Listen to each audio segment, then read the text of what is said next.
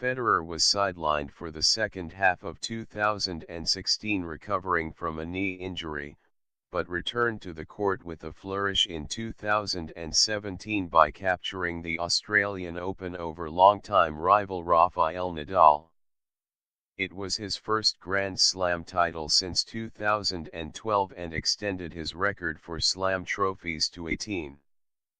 At 35 years old, he was the oldest player in more than 40 years to make a Grand Slam final. He followed up the Aussie win with victories at Indian Wells and Miami for his 91st ATP title. Federer has won $104 million in prize money in his career, but the total is dwarfed by his off-court earnings from appearances and endorsements. His latest pact is with pasta brand Barilla. The deal runs longer than 5 years and is expected to net Fed roughly $40 million. Many of Federer's sponsor relationships run a decade plus. His partners include Nike, Wilson, Credit Suisse, Mercedes, Rolex, Lindt, Jura, Moët and Chandon, Sunrise, and NetJets. He raised more than $4 million for charity through a pair of exhibitions in April in Zurich and Seattle with Seattle.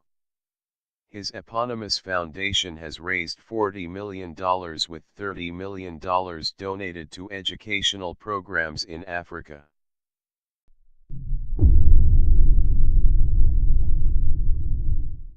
The NBA's four-time MVP returned to Cleveland in July 2014 and led the Cavaliers to the 2016 NBA title, the first in franchise history and the first major sports crown for the city in 52 years.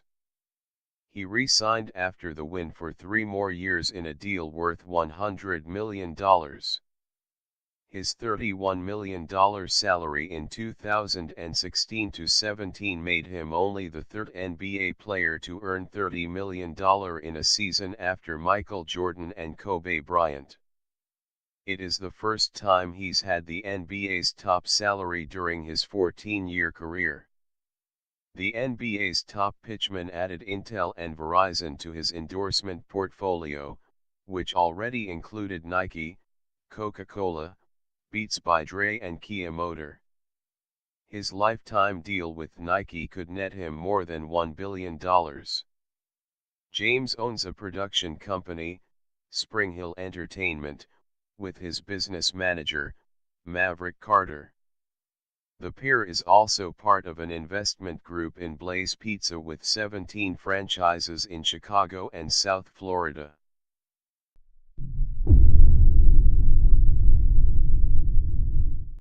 This past year Ronaldo was named FIFA's best player in the world for the 4th time, secured a contract extension with Real Madrid that will pay him more than $50 million for each of the next 4 years through his 36th birthday and inked a lifetime deal with Nike worth upward of $1 billion. His native Portugal honored him by renaming an international airport after he led that country to a UEFA Euro title last summer. This season he led Real Madrid to La Liga title and back-to-back Champions League crowns. His growing line of CR7 branded products now include shoes, underwear, fragrance, jeans, and a line of hotels. Ronaldo remains the most popular athlete in the world with 275 million social media followers.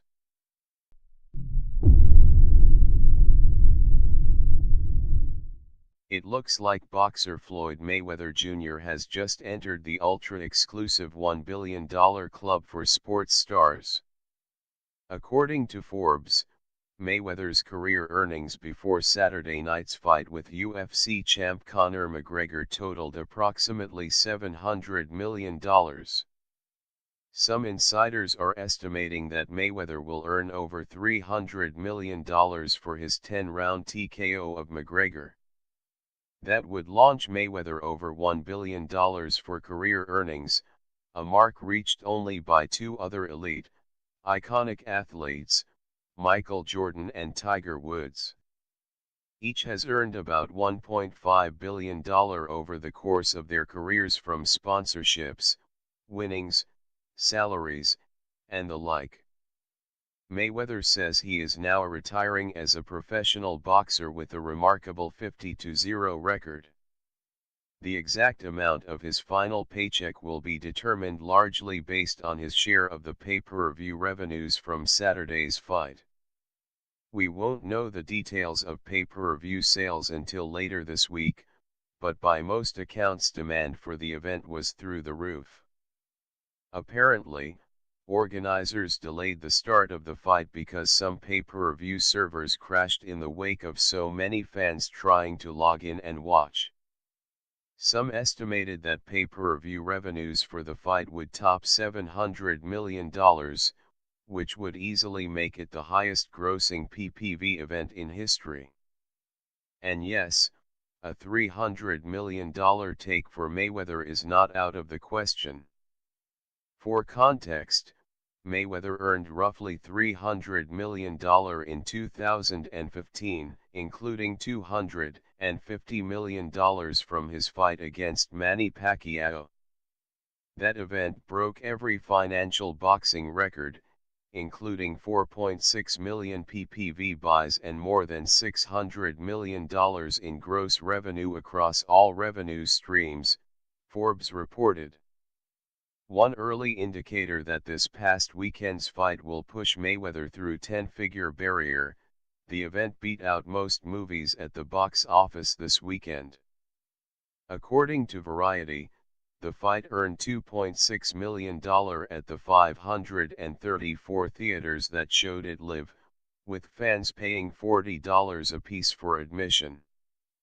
The fight's box office haul was more than what the new Bruce Lee biopic Birth of the Dragon took in all weekend long, and the movie was playing in more than 3 times the theaters as the fight. Even if Mayweather has earned $1 billion over his 20-plus year career, that does not mean he is worth $1 billion, or anything close to it, right now. In fact, records show Mayweather currently has a $22 million tax lien against him, one of several he's experienced in his career. Mayweather has denied accusations of being in financial straits. In November he posted a photo of what he claimed was an uncashed $100 million check on Instagram.